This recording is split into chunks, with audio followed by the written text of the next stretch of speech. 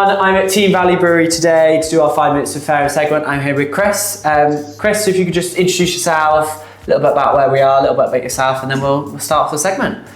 So I'm Chris Gooch from the Teme Valley Brewery. We're here at the Talbot in Nightwick, which is where the brewery is based. In the Teme Valley, which ought to be obvious, sometimes the river behaves, and it's just over there. Sometimes it misbehaves, and then it's up to here. But love it or leave it, that's what we work with.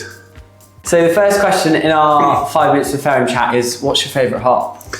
So as you're going to find, I find it very hard to tie down favourites, but certainly when I started brewing in 1997, one of our beers featured Northdown as the single hop for bitterness and aroma, and because Northdown are not grown in the Midlands anymore and we only use hops from Herefordshire and Worcestershire, I haven't used Northdown for brewing for probably 20 years. So the longer it goes, the more it becomes my favourite. It's the thing I can't use.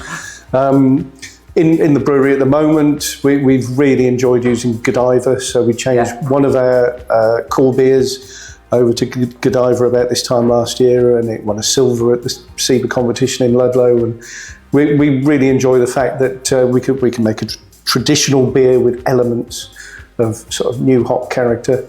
I love Sovereign. Sovereign is so versatile and useful. You know, it's got a very broad character of aroma that almost matches every hop variety you can think of. So if you use it 50-50 with something like Cascade, you almost lift the elements of Cascade above what you would normally expect. So those three, where would I stop? They'd be your highlights. So what's your favourite beer? I haven't got a favourite beer, we're going to go back to this. So before I was a brewer, when I think the idea of working in the brewing industry really grabbed me, I used to drink in the barrels in Hereford when the Teme Valley Brewery was there. And if I had somebody driving me, then I would drink Supreme in there, and because it was a higher alcohol than I would normally drink while driving. So the fact that Supreme isn't around anymore, again, just makes you wish it was, doesn't it? And they brewed it as a one-off, and that was very nice, but I do miss it. And similarly, when I started brewing the Cannon Roll Brewery up at Ombersley, Jim Wonders used to brew a mild, Fruiterer's mild, and I really miss that. You know, that was a delightful beer, and I was always very happy to see it on.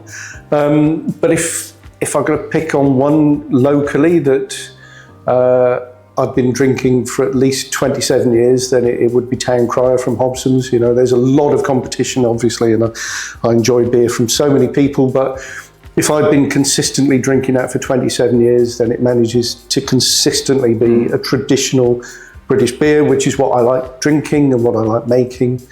And then going further afield, if there's Dumoulin beer on offer, I will grab it, whatever it is. I think they're probably the best brewery in the world. I've never not enjoyed one of their beer, and most of the time I've been delighted.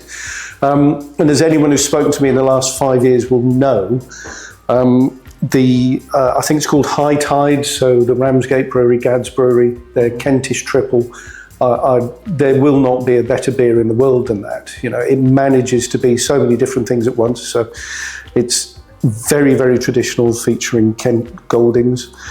It is also very definitely a characteristic sort of Belgian-style beer, Lowland-style beer, but it's sophisticated and it's rewarding, and it's dangerously easy to put down the glass when it's empty and think, I can't quite believe it was that good, and pour another one, and it's very strong. So, you know, those are in my top-ranked beers. What's your favourite beer and food pairing?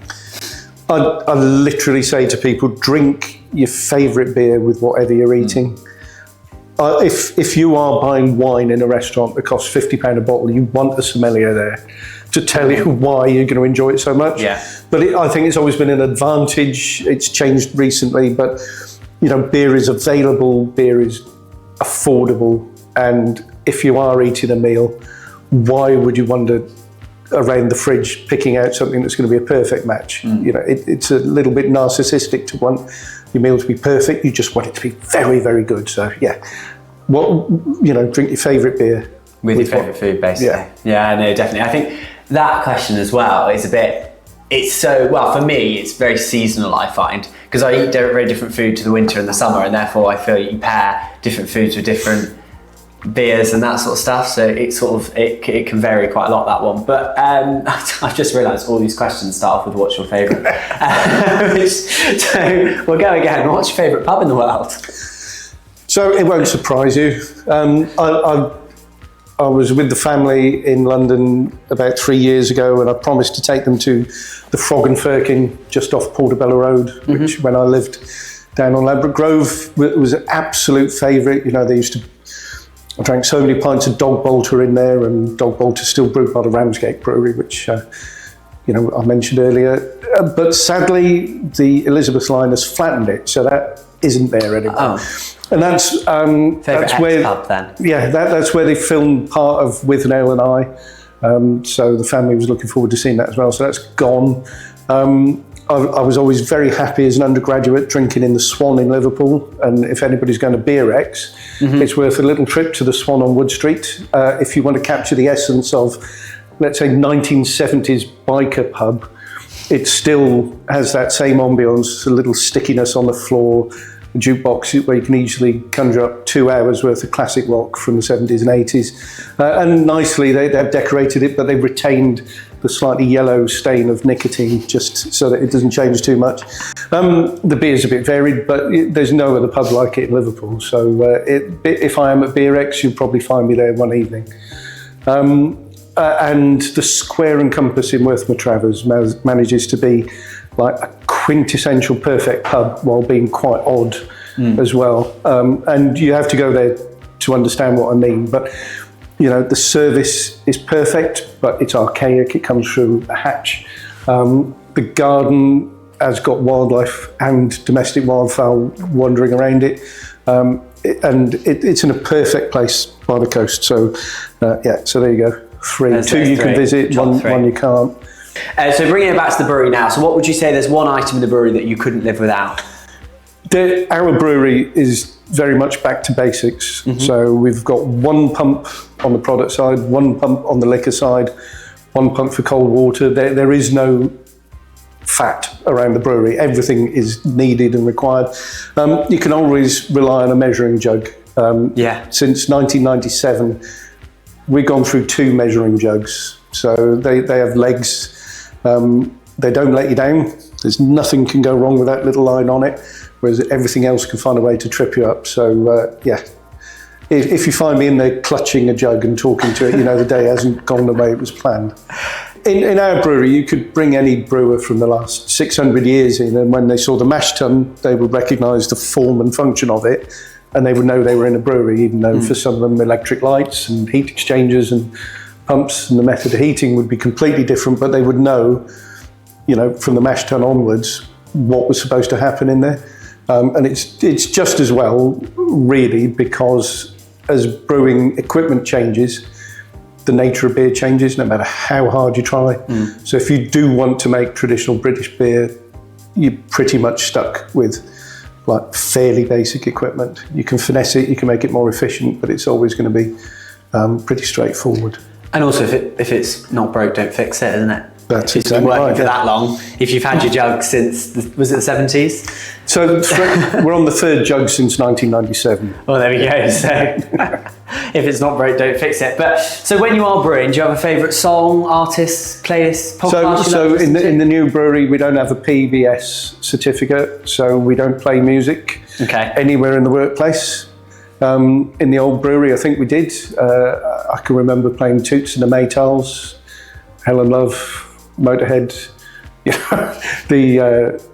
Again, we'd be here all day if I really told you, what kind of music I like. I guess the whole playlist from A to Z. In an emergency for really driving and compelling music, you can't be earthless rhythms from a cosmic sky.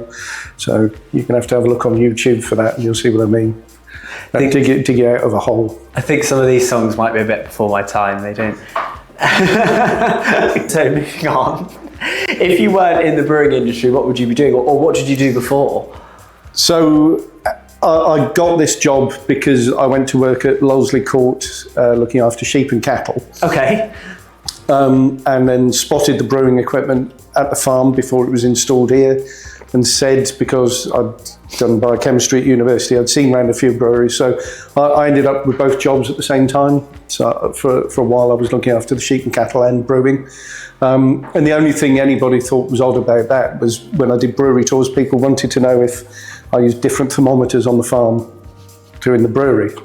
But then the farm was sold, and it was possible to go full-time running the brewery. It's hard to know if I would have remained in farming. The sort of turn of the century, 2000, was a time of very low morale, and we're almost back in the same place where if you were working with livestock, it was very hard for anybody to really make money off it, and it's demoralising. So I think I'd already thought about a change of direction, but I don't really know. I have no idea. You never know what's around the corner, really. No, exactly. I don't want to go back to working with hops. So during lockdown, I worked at Stocks Farm up at Suckley tying hops, which is a brutal re-entry to farming for anyone in his 50s. I don't want to go back to that. So yeah, if I wasn't working in brewing now, I have no idea. Don't know. So what would you say your biggest inspiration in brewing is? Who your biggest inspiration in brewing is?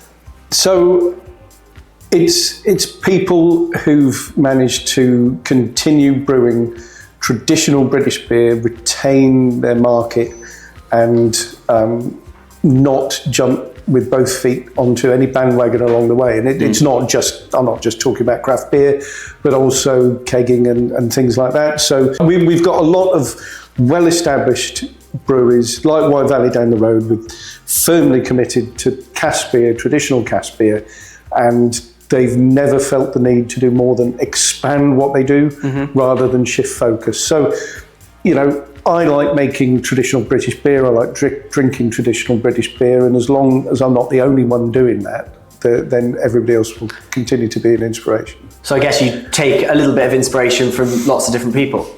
I guess would be a way of knowing that if you stick to your guns and you absolutely commit yourselves to carrying on doing that when all the voices around are saying cask beer is dying, nobody wants traditional British hops anymore, blah, blah, blah, blah, you don't have to pay attention to that. You can keep on doing what you do well, and there will always be a market for it. Yeah, I think there's so many people drink beer, isn't there? There's always going to be different segments of it, and that's very obvious, but there's no reason why if one segment's growing to the other segment, it disappears completely. There's many people like yourself that enjoy traditional beer, and well, if no one makes it, then no one's going to be able to drink it, are they? You only have to look at the relish with which, brewers from other countries come to this country and can't wait to try it, to see how much it's valued abroad, if not always valued here. Yeah, no, definitely. So have you got any favourite sort of beer festivals that you've been to, or one you've been to recently, or? So I work at so many. it's not always what I want to do with my spare time. I worked at the Worcester Canberra Beer Festival for a lot of years. I don't have time to do that anymore, but I do like the way it's run and the way it's presented. I went to the Zetos Beer Festival in Holland. That was fantastic. That went by in a blur, though, for a number of reasons. Outside of brewing, do you have any sort of hobbies or interests? Around here, cycling, hill walking. Well, you're in such a beautiful place for all of that, aren't you? Yep. And since lockdown, Kate and I walked a lot of the riverside paths around here. I do go to gigs a lot. I wish the quality of beer was a bit better. Although if you go down to Bristol, More Beer have done a terrific job of getting into gig venues, so you can usually rely on a nice beer when you get in there. I don't have a lot of time for anything else. I do quite a lot of volunteering when I'm not at work, so hobbies are on hold until I get to retirement age, which fair enough is not that far around the corner for me. So just a few quick fire questions just to sort of finish up the segment that we normally do. So what was the last beer that you brewed? Last beer that we brewed is going to be called Manor Straw. Oh. It's 3.9%. So we've sneakily fitted it in between our seasonal beer for the summer, which sold so well we've run out of it. And that's got Bramlin Cross in it. which is absolutely one of my favourites. Again, it has got a characteristic aroma, but it varies from year to year, not in quality. The quality is always good, but just how that aroma is expressed. So I'm looking forward to seeing, just how that comes across in the beer. So we've never brewed that one before. That's a new recipe. Oh, there we go, Brian. So how did you go about creating that recipe then? So if I'm honest, we looked back at the last few seasonal beers we've done and went, we haven't done a pale beer under 4% for a long time. Oh, I see. And then you've got a palette of malts you can use to come up with a pale beer. I know the way I want it to taste is refreshing and lightly bittered.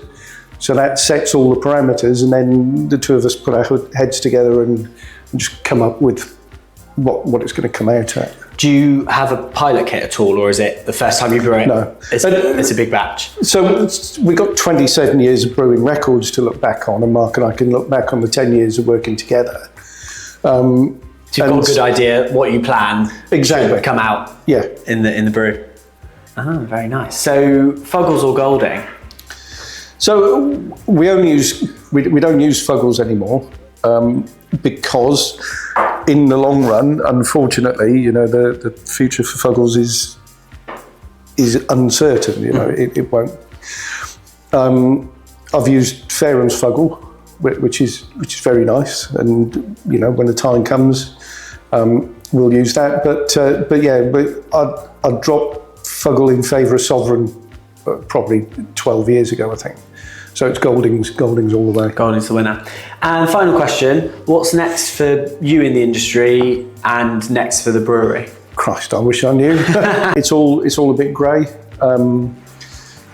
It's gone beyond being dynamic, hasn't it, in the last 5 years? It's become very unpredictable. There are a lot of people who aren't brewing anymore who you would have thought would be around for decades. So yes, I don't know. Maybe brute IPAs will come back. Maybe some of the things in the cycle and churn of innovation that have dropped by the wayside. Maybe people will find ways of finessing them and making them more consistent and more appealing to everybody. The worrying thing is that although beer prices have gone up, the amount of money people have to spend on beer is more or less staying the same. So they're drinking less and hopefully making decisions about how to enjoy that better. But no, it's unreadable, it's unknowable. I guess, like you said, it's a very open-ended question, that, and you might find some trends that 20 years ago might come back in, mightn't they? Because flavours and change, we're sort of all on a big circle, aren't we? So sort of things that were popular maybe 20, 25 years ago might start coming back in. So I guess you as a brewery, it's sort of looking at those and seeing if you want to adapt and start brewing. But like you said, you like to be traditional, so exactly. But brewers can be incredibly fickle. I don't know how the hop supply side of the industry really bears it. Where for years and years and years they demand one thing, everything is geared up to provide that, and then suddenly overnight they want something else. It just drives me nuts. I don't know how hop growers cope with it. So let's just hope for a bit of stability, a bit of getting our feet back on the ground and see where we go from there. Lovely stuff. Well, that brings me to the end of our questions, so thank you very much. You're welcome.